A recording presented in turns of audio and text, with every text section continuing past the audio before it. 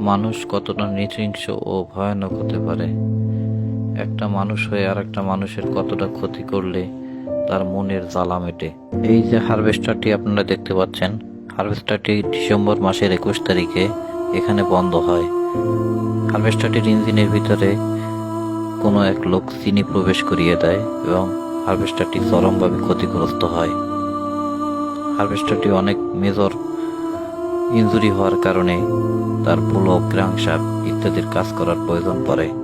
হারভেস্টারের মালিকের কাছে পর্যাপ্ত টাকা না থাকার কারণে হারভেস্টারটি সচল করতে দেরি হয়। হারভেস্টারটি এখানে ট্রিপল দিয়ে সুন্দর করে বাঁধা ছিল, ঢাকা ছিল।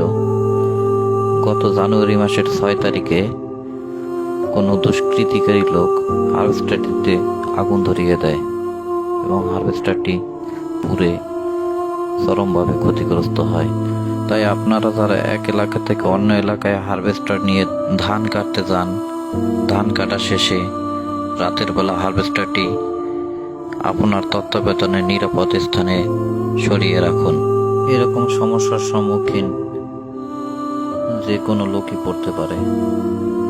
আপনার কাজ শেষে আপনার মেশিনটি, আপনার হারভেস্টারটি আপনার সযত্নে নিরাপদ স্থানে রাখুন এবং অন্যকে সতর্ক করুন। ঘটনাটি ঘটেছে রাঙ্গাবালী উপজেলায়। এরকমের ঘটনা প্রায় ঘটে, বিভিন্ন উপজেলায় ঘটতে পারে, তাই সতর্ক হন। ধন্যবাদ।